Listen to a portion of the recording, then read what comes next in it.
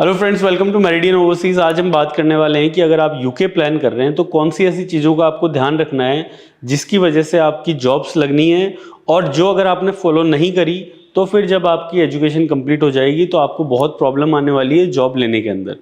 सबसे पहली चीज़ ये ध्यान में रखनी है फ्रेंड्स आपको कि जैसे ही आप कोर्स सेलेक्ट करते हैं तो आप ये चीज़ ज़रूर देखें कि यूके की स्किल्ड जो कैटेगरी है उसके अंदर आपका कोर्स आता है या नहीं आता है। यानी जो आप कोर्स करना जा रहे हैं वो क्या स्किल्ड शॉर्टेज वहाँ पे है या नहीं है। अगर वो नहीं है तो आपको बहुत प्रॉब्लम आने वाली है जॉब लेने में। और इसके साथ आप ये ध्यान रखें कि अगर वो कोर्स आपका नहीं है, फॉर एग्जांपल अगर आपको एमबीए ही करना है और अगर आप एमबीए में ही जॉब करना चाहते हैं तो मेक श्योर कि फिर आप टॉप यूनिवर्सिटीज़ यानी टॉप 20 यूनिवर्सिटीज़ जो हैं यूके की वही टारगेट करें, तभी जाके आपको जॉब में हेल्प मिल सकती है, जॉब मिल सकती है। अदरवाइज आप ऐसा कोर्स लें जिसके अंदर आपको पता हो कि वहाँ पे स्किल की शॉर्टेज है। फॉर एग्जांपल आप नर्सिंग के अंदर जा सकते हैं, आप जो डेटा एनालिटिक्स कोर्स है उसके अंदर जा सकते हैं, आप इंजीनियरिंग कोर्सेज के अंदर जा सकते हैं। ये सारे ऐसे कोर्सेज हैं जिनकी शॉर्टेज हमेशा यूके के अंदर रहती है। तो पहला जो आपका स्टेप होना चाहिए, स्किल शॉर्टेज लिस्ट आप देखो और उसके अकॉर्डिंग ही आप अपना कोर्स सेलेक्ट करो जिसके लिए आप यूके में जा रहे हैं। नंबर 2 पे है फ्रेंड्स कि आप यूके की हिसाब से अपनी सीवी को प्रिपेयर करें, अपने लिंक्डइन अकाउंट को प्रिपेयर करें, और तभी आपको बेनिफिट मिलेगा जब आप जॉब्स अप्लाई करेंगे।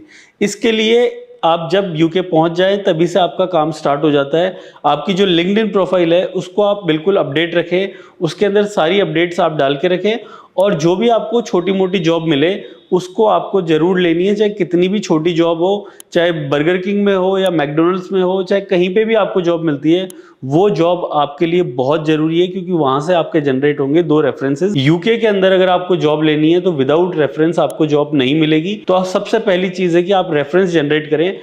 और इसमें एक प्रॉब्लम और आती है कि फर्स्ट जॉब के अंदर आप रेफरेंस कहाँ से लें।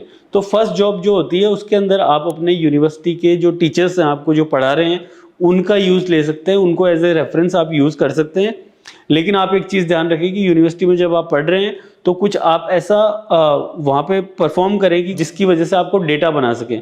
जैसे आप कोई प्रोजेक्ट कर रहे हैं तो आप ये कह सकते हो कि इस प्रोजेक्ट की वजह से 30% जो क्लासरूम के अंदर फीडबैक था वो मेरे लिए पॉजिटिव था या 50% पॉजिटिव था।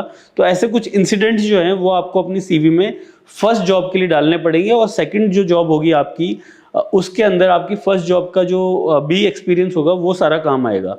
तो ये जो काम है ये आपको during the study he complete कर लेना है। और उसके बाद जब आप पीएसडब्ल्यू पे जाते हैं, पीएसडब्ल्यू पे जाने के भी आपके पास 2 तरीके हैं। एक तो आपका जो कोर्स है उसके साथ प्लेसमेंट ईयर मिलता है। तो अगर आप मास्टर्स कोर्स में जा रहे हैं तो मेक श्योर कि आप प्लेसमेंट ईयर साथ में ले ही लें, ताकि आपको 1 साल एक्स्ट्रा मिले यूनिवर्सिटी में या बाहर कहीं भी जॉब करने का, और उसके बाद में आप पीएसडब्ल्यू के लिए अप्लाई करें। नंबर 3 पे है फ्रेंड्स कि जब भी आप कोर्स कंप्लीट कर लेते हैं और आपकी फर्स्ट जॉब भी कंप्लीट हो जाती है तो जो आपका पीएसडब्ल्यू का टाइम है वो बहुत क्रिटिकल टाइम है।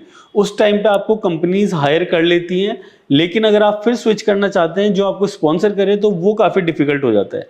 तो जब आप पीएसडब्ल्यू पे हैं तब तक आप कोशिश करिए कि आप स्ट्रेटेजिकली जितनी भी कंपनीज हैं जो पीएसडब्ल्यू ऑफर करती हैं, जो स्पॉन्सरशिप देती हैं वर्क परमिट के ऊपर, आप उन सारी कंपनीज में अप्लाई करें।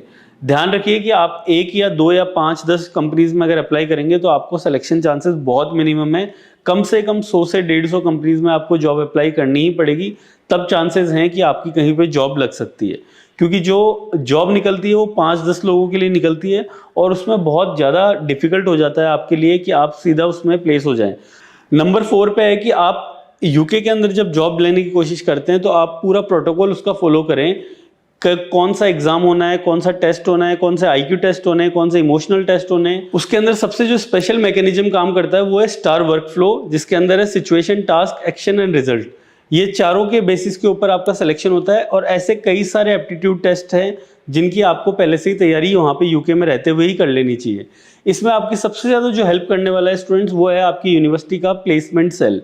आप जब डे 1 के अंदर यूनिवर्सिटी में रजिस्टर होते हैं, आप जब फ्रेशर्स वीक आपका कंप्लीट हो जाता है तो आप प्लेसमेंट ऑफिस में जाके मेक श्योर कि आप कम से कम महीने में 2 विजिट तो वहाँ पे करें ही करें। वो आपके लिए ऑप्शनल है, आप चाहो तो कर सकते हो, आप चाहो तो नहीं कर सकते हो। यूनिवर्सिटीज़ हमेशा चाहेंगी कि आप प्लेसमेंट सेल्स में नहीं विजिट करें क्योंकि उससे उनका वर्कलोड बढ़ता है। लेकिन अगर आप सीरियस हैं अपनी जॉब के लिए तो आप बार बार में प्लेसमेंट सेल्स में जाइए, वहाँ पे जाके बोलिए कि मेरे को जॉब चाहिए आफ्टर फिनिशिंग माय कोर्स।